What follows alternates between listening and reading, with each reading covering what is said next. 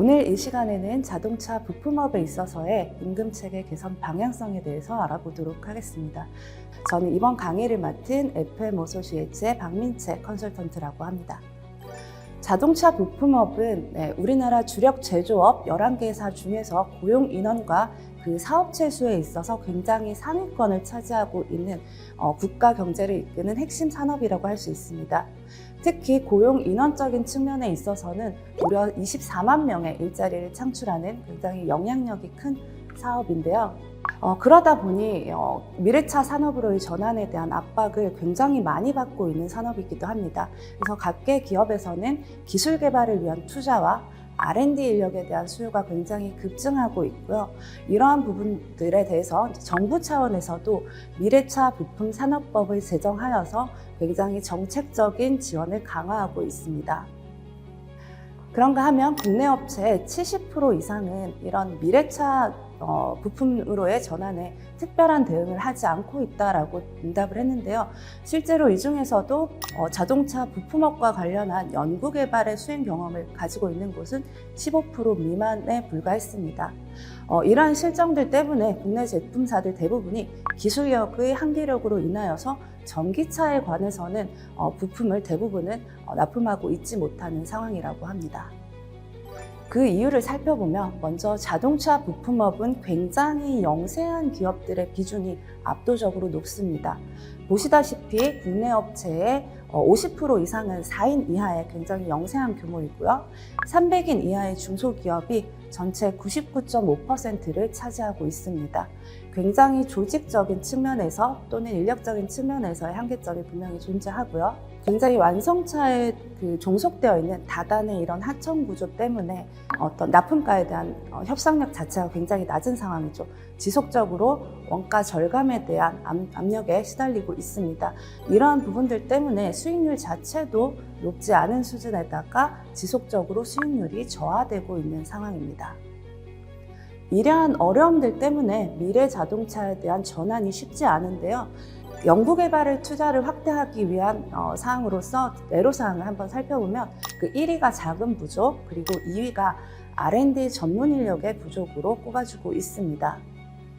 전문 인력을 확보하고 유지하기 위해서는 무엇보다 HR의 역할이 가장 중요하다고도 할 수 있는데요. 300인 미만의 규모에 있는 조직들의 경우에는 HR 전담 조직이 부재하거나 혹은 전담 인력조차도 2명이나 3명 정도의 수준으로 충분한 전문성을 보유하기가 어려운 상황입니다. 여기 계신 분들을 저희가 실제로 살펴보면 HR만 담당하는 것이 아니라 경영 관리라던가 총무의 업무까지 굉장히 포괄적으로 담당하고 계시기 때문에 체계적인 인사제도를 운영하기 위한 역량 자체가 부족한 상황입니다. 대기업의 경우에는 이러한 미래차 수요에 발맞춰서 연구 인력을 양성하고 관련 기술에 굉장히 적극적으로 투자를 하고 있습니다. 특히 높은 보상 수준과 매력적인 근로 환경을 제공함으로써 굉장히 우수한 경력직들을 대거 유입할 수 있는데요. 반면 중견기업과 중소기업의 상황은 다릅니다. 중견기업의 경우에는 이러한 필요성에 대해서는 충분히 인지를 하고 있고 일부 기술 투자를 진행을 하고 있는 곳들도 있지만 연구개발 인력을 확보하는 데 있어서 굉장히 어려움을 겪고 있고요. 중소기업은 이조차도 쉽지 않습니다. 그래서 실제로 이런 연구개발에 대한 역량도 도전조차 하지 못하고 있는 상황이 많았고요. 현재 있는 인력을 유지하는 것만으로도 굉장히 감사한 상황임을 알 수 있었습니다.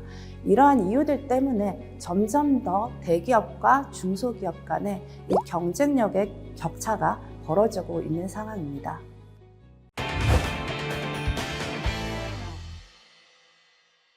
자동차 부품업에 있어서 임금체계 개선이 얼마나 중요한지를 말씀드려 보도록 하겠습니다. 지금 보시는 그래프 제일 위에 있는 선이 500인 이상의 자동차 부품업의 평균적인 임금 수준이라고 보시면 되겠습니다.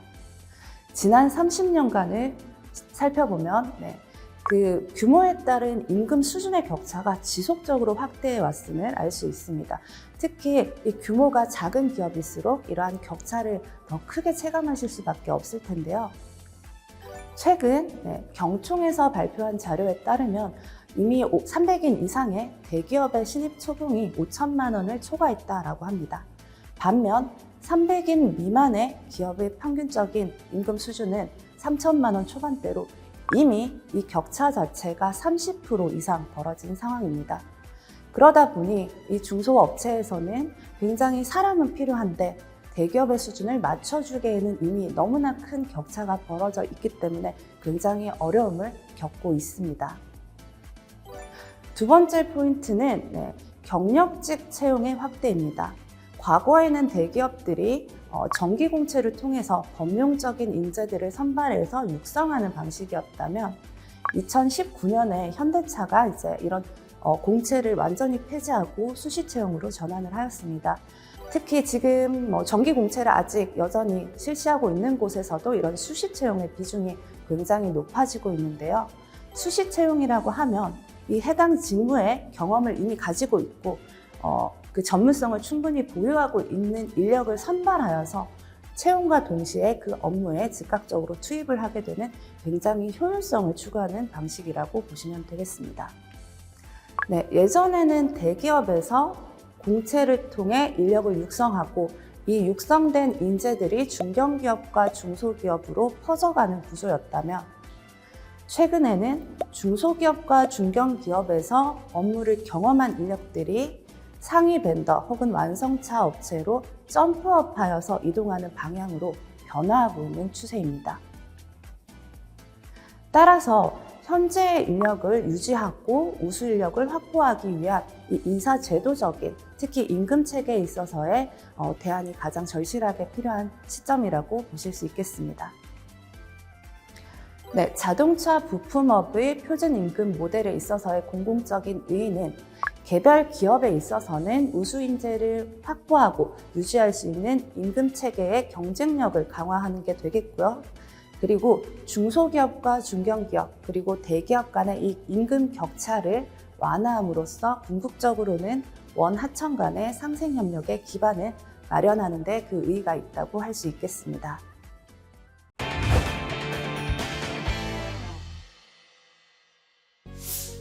자동차 부품업에 있어서의 표준임금 모델이란 과연 무엇이냐에 대해서 설명을 드려보도록 하겠습니다. 먼저 개별 기업은 스스로의 임금체계 수준을 진단하고 그 자생적으로 문제를 해결할 수 있는 문제 해결력을 갖출 수 있으시게 되겠습니다.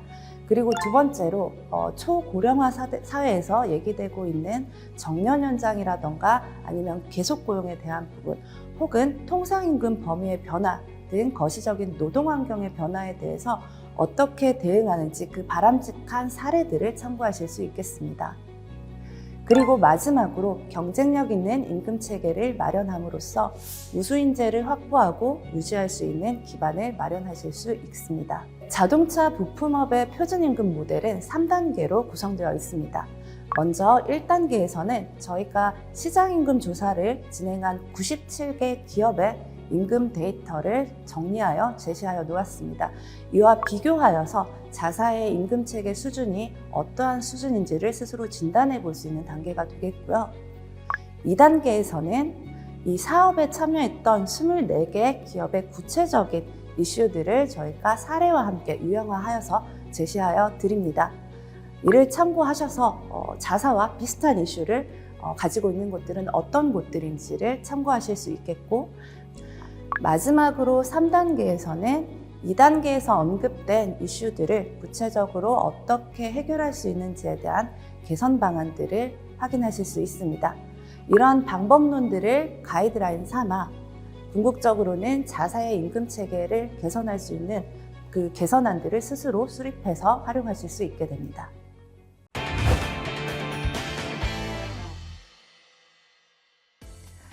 먼저 1단계 자동차 부품업의 임금 체계의 현 수준은 어떤지에 대해서 설명드려 보겠습니다. 본 사업을 수행하면서 시장임금 조사를 진행했었던 97개 기업의 구성을 살펴보겠습니다. 제품군과 지역면에 있어서는 어디에 치우치기보다는 골고루 분포가 될 수 있도록 했고요. 고객사는 아무래도 대부분이 현대기아차 계열에 속해 있었습니다. 이 97개 기업들을 매출의 규모에 따라서 4개 그룹으로 구분한 후에 현황 분석을 진행하였습니다. 매출액 규모별로 4개 그룹으로 구분하여 그 평균값들을 도출해 보았습니다. 매출액 규모는 크게 500억, 그리고 500억에서 1000억, 1000억에서 5천억, 5천억 이상의 4개 그룹으로 구분을 했고요. 매출 규모가 커질수록 종업원 수와 인당 매출액, 그리고 평균적인 임금 수준 자체는 따라서 커지는 성향을 보였습니다. 반대로 인건 비율에 있어서는 아무래도 규모의 경제가 작용을 하다 보니 매출액이 클수록 상대적인 인건 비율은 더 낮게 도출되었습니다. 그 레인지를 보시면 8.7%에서 14% 정도의 인건 비율이 차지하고 있었습니다. 다만 산출된 값은 97개사의 통계적인 평균값을 의미할 뿐입니다. 따라서 각 매출 규모에서 반드시 이상적이다라고 할 수 있는 값으로는 말씀드리기가 어렵습니다. 왜냐하면 제품의 유형이라던가 자동화 수준, 그리고 심지어는 노동조합의 존재 여부 등 각사가 처한 상황에 따라서 이 값들은 달라질 수 있기 때문입니다. 따라서 현재 수준을 확인할 수 있는 참고값으로만 활용하실 것을 권고드립니다. 각 기업들에서 가장 궁금해하시는 부분이 그래서 과연 다른 곳들은 얼마를 받느냐, 임금 수준이 어떠하냐, 구체적으로 각 직급에서 어느 정도 임금을 받고 있느냐일 텐데요.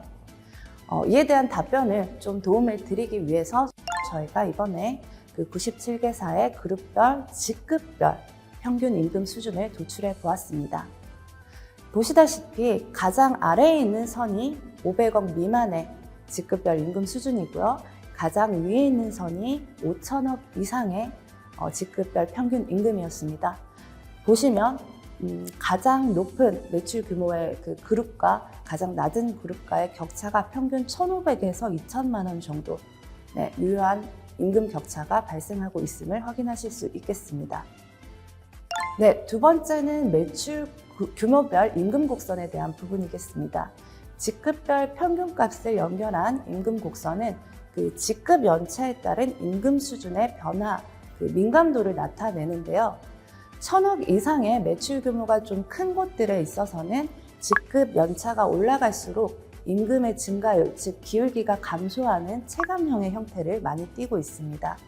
반면에 1,000억 미만의 업체들에서 이러한 선형을 띠고 있는 부분은 연공성이 높다라기보다는 상대적으로 1,000억 이상의 매출 규모가 큰 곳들에서 전략적으로 신입사원의 초임을 올리다 보니 상대적으로 이 기울기, 고직급의 기울기가 낮게 비춰질 수 있다라는 의미로도 해석될 수 있겠습니다. 이 임금 곡선 자체도 바람직한 방향이 있다기보다는 현재 각 그룹이 처한 상황에서의 임금 정책을 확인하는 수준으로 활용해 주실 것을 권고드리겠습니다. 네, 다음은 사원에서 부장까지 직급 간의 격차에 대해서 한번 살펴보았는데요. 규모가 작은 기업일수록 이 임금 격차가 더 크게 나타나는 것을 확인할 수 있었습니다. 물론 이는 절대적인 수준 자체가 1,000억 이상대의 기업들이 워낙 높다 보니 그 차이, 격차 자체가 이제 줄어들게 비춰지는 걸 수도 있고요. 저희가 실제로 컨설팅을 수행했던 기업들을 보면 규모가 작을수록 신입사원을 유지하거나 실무 인력을 유지하기가 좀 어렵다 보니 아무래도 고직급인 차부장 직급에서 굉장히 많은 업무 범위들을 포괄적으로 수행하면서 주도적으로 업무를 수행해 나가시는 모습을 많이 찾아볼 수 있었습니다. 즉, 이 고직급의 생산성이 실질적으로 임금에 반영된 사례로도 해석이 가능합니다. 이러한 결과를 바탕으로 각 인사 담당자는 매출액 규모가 유사한 그룹의 이 평균값들을 자사의 수준을 진단하기 위한 체크리스트로 활용하실 수 있겠는데요. 예를 들어 매출액 규모가 한 600억인 업체의 경우에는 지금 500억에서 1,000억 미만 이 그룹의 종업원 수라던가 인당 매출액, 그리고 평균적인 임금 수준, 인건 비율, 그리고 직급별 임금 수준 등을 기준으로 하여서 본인의 수준들이 이를 초과하고 있는지 아니면 유사한 수준인지 아니면 이를 미달하는 수준인지를 스스로 체크하고 진단해 볼 수 있겠습니다. 네, 지금까지 자동차 부품업의 특성 및 임금체계 개편 방향성에 대해서 알아보았습니다. 그리고 자동차 부품업에 있어서의 표준 임금 모델 1단계, 스스로의 수준을 체크해 볼 수 있는 진단까지 알아보았습니다.